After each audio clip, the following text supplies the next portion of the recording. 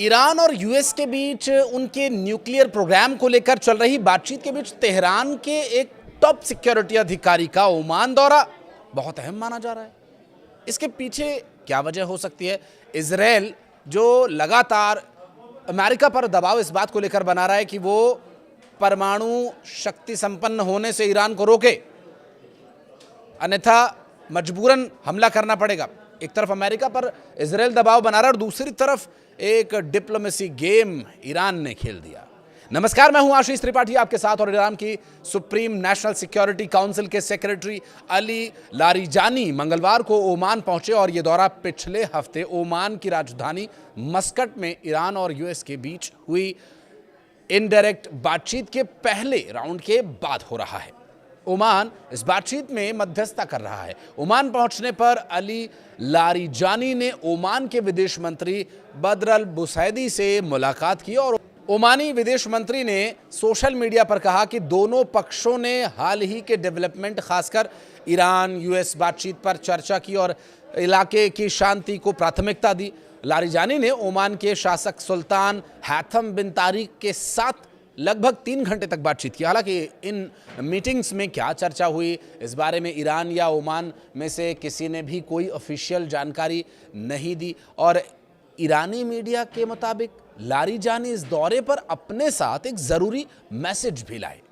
माना यह जा रहा है कि ये मैसेज ईरान की यूएस के साथ आगे की बातचीत की स्ट्रैटेजी से जुड़ा हो सकता है। और इस बीच ईरान के विदेश मंत्री अब्बास अरागची ने कहा कि ईरान किसी भी हालत में यूरेनियम को एनरिच करने का अपना हक छोड़ेगा नहीं। ये मुद्दा यूएस और ईरान के बीच सबसे बड़ा विवाद बना हुआ है। और इस बीच इजराइल के प्रधानमंत्री बेंजामिन नेतन्याहू भी यूएस पहुंच गए और यूएस प्रेसिडेंट डोनाल्ड ट्रंप से मुलाकात उनकी होनी है। और इस बातचीत में ईरान का मुद्दा भी एक बड़ा टॉपिक होने की उम्मीद है। दरअसल लारिजानी ने इजराइल पर इस बातचीत को खराब करने की कोशिश करने का आरोप लगाया और कहा कि यूएस को समझदारी से फैसला लेना चाहिए। सिक्योरिटी मोर्चे पर यूएस ने वेस्ट एशिया में दबाव बढ़ा दिया है। यूएस नेवी के aircraft carrier USS Abraham Lincoln और कई वॉरशिप्स को इस इलाके में तैनात किया गया है। यूएस का कहना है कि ये कदम ईरान पर समझौते के लिए दबाव बनाने के लिए उठाया गया है। इस बीच दुनिया के लिए एक ज़रूरी तेल रूट होर्मुज़ स्ट्रेट में यूएस के जहाज़ों को भी अलर्ट रहने की चेतावनी दी गई है। राजनीतिक घटनाओं के साथ साथ ईरान के अंदर भी हालात तनावपूर्ण हैं।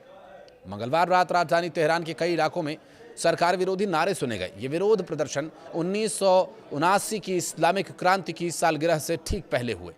स्थानीय लोगों के मुताबिक लोग अपने घरों की छतों और खिड़कियों से तानाशाह मुर्दाबाद जैसे नारे लगा रहे थे। इस बीच सरकार बुधवार को क्रांति दिवस के मौके पर बड़े इवेंट और रैलियां करने की तैयारी कर रही है। इस तरह जहां ईरान और अमेरिका के बीच डिप्लोमेटिक कोशिशें तेज हो रही हैं, वहीं देश के अंदर नाराजगी और इलाके में तनाव भी लगातार बढ़ रहा है।